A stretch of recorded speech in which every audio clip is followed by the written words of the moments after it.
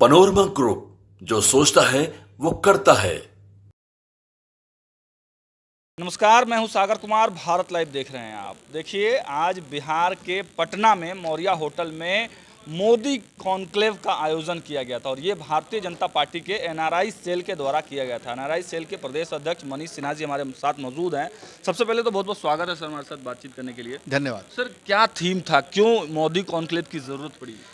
देखिए, पिछले 10 वर्षों में हमारे आदरणीय यशस्वी प्रधानमंत्री मोदी जी के कार्यकाल में भारत में जितने बदलाव आए हैं, भारत की दशा और दिशा जो बदली है और आज विश्व में जो भारत का परचम लहरा रहा है, उस सारे विषयों को डिस्कस करने के लिए कॉन्क्लेव का आयोजन किया गया था और पूरे विश्व से लोग इस कार्यक्रम में जुड़े हुए थे और पूरे देश से और विदेश से लोग आए थे इस कार्यक्रम में।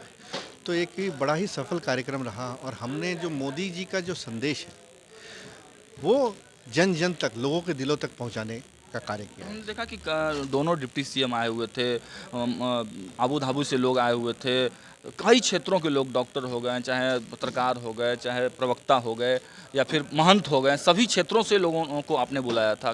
थीम क्या क्या संदेश देना देखिए, चाहते हमारे एनआरआई सेल है तो हम लोग तो पूरे विश्व से जुड़े हुए हैं। तो और मोदी जी का जो कार्य है उसके चलते हर एक लोग उससे लाभान्वित हो रहे हैं। विदेश में खास करके जो हमारे एनआरआई भाई बहन हैं, जो हमारा उनके अंदर जो सेल्फ कॉन्फिडेंस बढ़ा है मोदी जी के आने के बाद, और यूएई में जो अभी कार्यक्रम हुआ, जो मंदिर का उद्घाटन हुआ, वहाँ एलन मोदी का, तो वो जो मुख्य आयोजक थे वो आए हुए थे। जो केदारनाथ में जो महंत जी, जो मुख्य पुजारी हैं, जो पूजा कराते हैं मोदी जी को, वो आए हुए थे। वो लोग अपने भाव से आए थे। जैसे उन्होंने सुना कि यह ऐसा कुछ कार्यक्रम हो रहा है मोदी जी के लिए, वो लोग अपने से खुद हाँ भी भर कर वो लोग आए हैं। तो ये हमारे लिए बहुत सौभाग्य की बात है, बिहार की मिट्टी के लिए बहुत सौभाग्य की बात है। इस मंच से बहुत बड़े बड़े बातें की गई, बिहार डेवलप कैसे हो, देश कैसे डेवलपमेंट हो, इंडस्ट्री कैसे लगे, कि सम्राट चौधरी ने बातें की। लेकिन एक बात इसमें निकल कर आई कि लोग मोदी जी की वजह से भारत को जान पाए हैं विदेशों में। इसमें कितनी सच्चाई आप मानते कि मैं तो खुद विदेश में रहा हूँ और मैं 10 साल अमेरिका में रहा हूँ और उस समय यूपीए की सरकार के प्रधानमंत्री थे। और उस समय और अब मैं जो जाता हूँ वहाँ पे, जो मैंने इस बात की जिक्र भी की थी अपने स्पीच में, कि अब लोग भारत को जानते हैं, अब लोग मोदी को जानते हैं और अब हम लोग आँख से आँख मिलाकर उनके साथ ट्रेडिंग करते हैं, उनके साथ बातें करते हैं, उनके सॉल्यूशन को हम लोग खोजते हैं। देखिए, अब भारत का एक बहुत बड़ा रोल है वेस्टर्न कंट्री को भी डेवलपमेंट में। तो अब हम लोग एक सेम मंच पे हैं। पहले ऐसा लगता था जैसे वो लोग एहसान करते हैं, हमारे लोग को ले जाते हैं और हम लोग को फ़ायदा होता है। नहीं, अब उन लोग को हम लोग से फ़ायदा, ये तो अब बड़ी भागीदारी की। ये तो ठीक बात है, लेकिन क्या मोदी बड़ा कि देश बड़ा सर?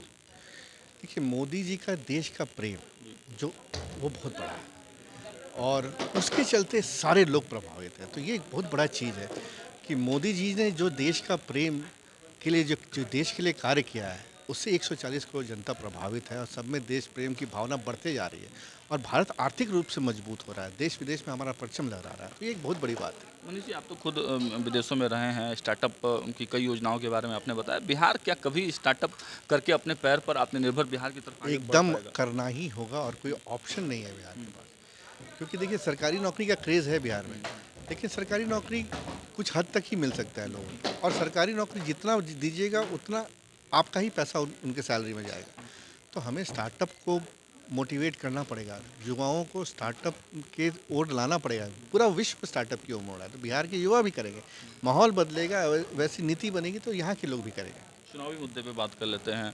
तेजस्वी यादव यात्रा पे निकले हुए हैं, आप लोग भी लगातार सरकार में आ गए हैं। क्या कुछ मुद्दे रहेंगे? मुद्दा तो एक ही है, मोदी की गारंटी और विकसित भारत 2047 का।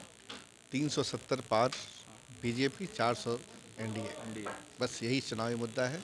मोदी जी की गारंटी है, विकसित भारत होना है और उस विकसित भारत के चलते हर एक नागरिक को फ़ायदा है। मनीष जी चुनाव लड़ेंगे? देखिए, मैं एक कार्यकर्ता हूँ एनआरआई सेल का, मुझे जो प्रभार दिया गया मैं वह कार्य कर रहा हूँ। चर्चा तो है। नहीं, मैं पार्टी ने मुझे जो कार्य दिया वो मैं कर रहा हूँ।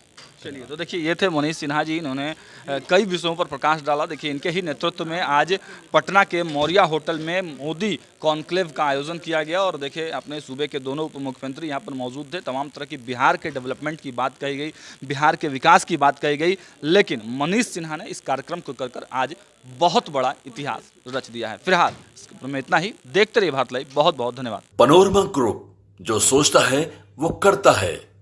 अगर ये वीडियो पसंद आई और वह बिहार के राजनीति और बिहारियत से सरोकार रखेनी तो सब्सक्राइब बटन दबा के चैनल के सब्सक्राइब कर ली। ओजे एगो घंटी बा, ओकरा बटन दबा देला से कुल सटीक और मारक खबर रुआ मुफ्त में मिल जाई। अगर रुआ पत्रकारिता के हमनी के नया प्रयोग में सहयोग कर चाहतानी तो ज्वाइन बटन दबा दी। पेटीएम नंबर नोट कर ली 9386816700। धन्यवाद।